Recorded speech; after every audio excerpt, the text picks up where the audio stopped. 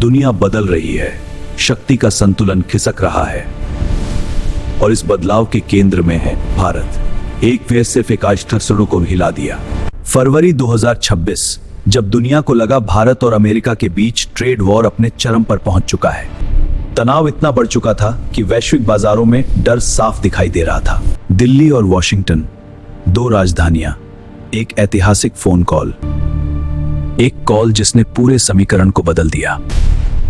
अगस्त 2025, अमेरिकी टैरिफ 50% तक पहुंचा दिया गया। भारतीय निर्यातकों की रातों की नींद उड़ चुकी थी।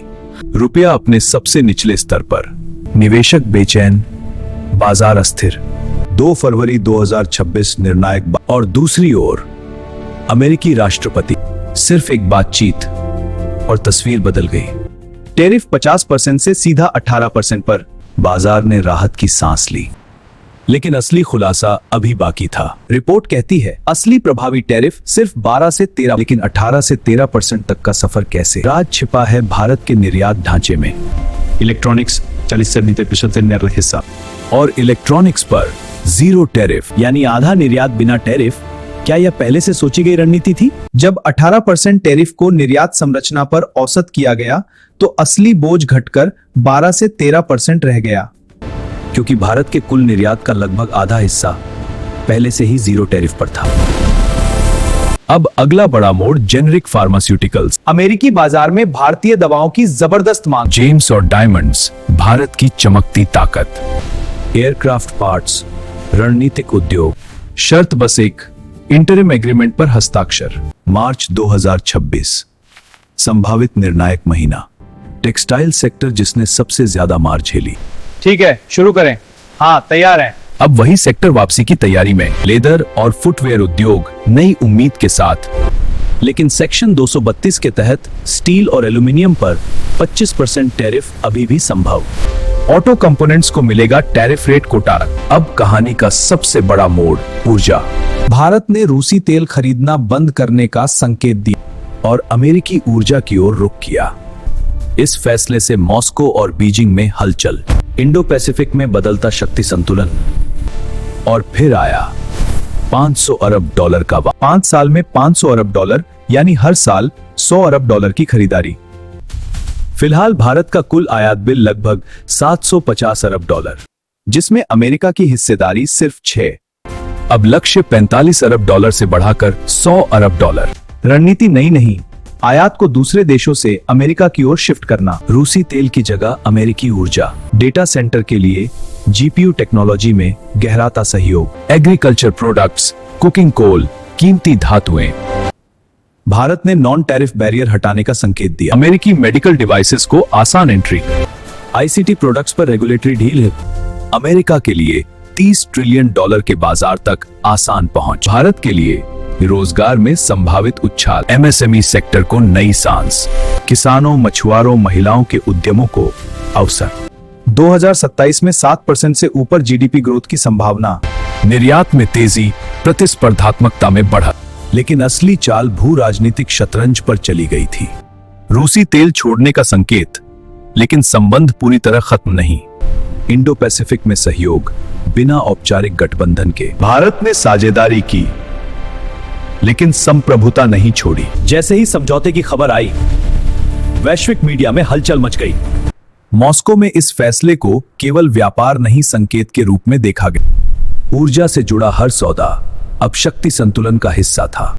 इंडो पैसिफिक, जहां असली खेल खेला जा रहा है। संयुक्त नौसैनिक अभ्यास, गहराता सामरिक सहयोग, उन्नत रक्षा तकनीक ट्रांसफर के संकेत। सेमीकंडक्टर निर्माण में संभावित साझेदारी। एआई रिसर्च, अगली पीढ़ी की शक्ति। खुफिया साझेदारी के नए आयाम। 50% की तलवार से निकलकर 18% पर नियंत्रण और प्रभावी टैरिफ सिर्फ 12 से 13। इलेक्ट्रॉनिक्स भारत की नई निर्यात ढाल। फार्मा सेक्टर, अमेरिकी बाजार का भरोसेमंद स्तंभ। जेम्स एंड ज्वेलरी, चमकता हुआ अवसर। टेक्सटाइल, लाखों रोजगारों की रीढ़। क्या यह बहुध्रुवीय विश्व व्यवस्था का नया अध्याय? भारत किसी एक ध्रुव का हिस्सा नहीं, स्वयं एक ध्रुव बनने की दिशा में। यह सौदा केवल आर्थिक राहत नहीं, शक्ति संतुलन का पुनर्लेखन है। फरवरी 2026 की कॉल के बाद बाजारों ने राहत की सांस ली। रुपया संभला, निवेशकों का भरोसा लौटा। हाँ, लेकिन हमें और डेटा चाहिए। लेकिन रणनीतिक गलियारों में चर्चा कुछ और थी। ठीक है, हम उसे देखते हैं। हाँ, रूसी तेल से दूरी, लेकिन संबंधों में पूर्ण विराम नहीं। रक्षा सहयोग जारी और गहराता हुआ, बहुपक्षीय मंचों पर सक्रियता बरकरार, और साथ ही अमेरिका के साथ व्यापारिक गहराई। यह दोहरी नहीं, बहुस्तरीय कूटनीति थी। 500 अरब डॉलर सिर्फ आयात नहीं, रणनीतिक जुड़ाव। जब उद्योग आपस में जुड़ते हैं, रिश्ते सुरक्षा कवच बन जाते हैं। सेमीकंडक्टर और एआई, भविष्य की शक्ति संरचना। हिंद महासागर, नई संतुलन रेखा। एशिया का समीकरण बदलता हुआ। भारत झुककर नहीं, संतुलन बनाकर आगे बढ़ा। 7% से अधिक संभावित वृद्धि दिए, निर्यात में उछाल, रोजगार में विस्तार। दुनिया ने देखा, भारत अब प्रतिक्रिया देने वाला देश नहीं, बल्कि खेल की दिशा बदलने वाला खिलाड़ी बन चुका है। लेकिन असली तूफान अभी उभरना बाकी था। यह समझौता सिर्फ टैरिफ घटाने तक सीमित नहीं था। महीनों की गुप्त वार्ताएं, आर्थिक विश्लेषण, रणनीतिक गणना। फरवरी 2026 की वह कॉल अंतिम मोहर थी। 50% की तलवार इतिहास बन गई है। 18% का ऐलान और 13% की वास्तविकता। निर्यात ढांचे को पहले ही मजबूत किया जा चुका था। वैकल्पिक बाजार पहले से सक्रिय। निर्भरता कम, विकल्प ज्यादा। यही विकल्प भारत की असली ताकत बने। इंडो पैसिफिक में सहयोग पर बिना औपचारिक गठबंधन, उन्नत रक्षा तकनीक पर संभावित साझेदारी, ऊर्जा आपूर्ति का पुनर्गठन। अमेरिकी उद्योग भारतीय बाजार से गहराई से जुड़ते हुए, यह चाल केवल आर्थिक नहीं, बहुस्तरीय थी।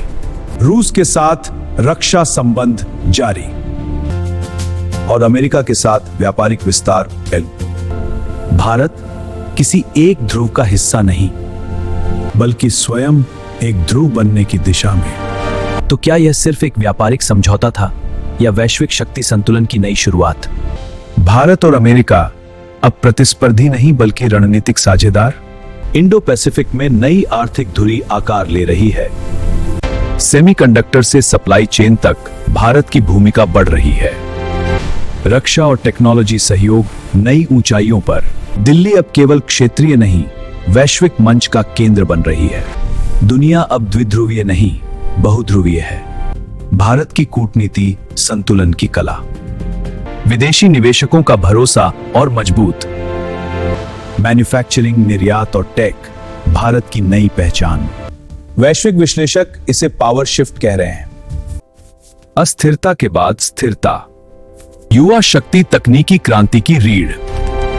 गांव से ग्लोबल सप्लाई चेन तक, सुरक्षा और आर्थिक शक्ति साथ साथ।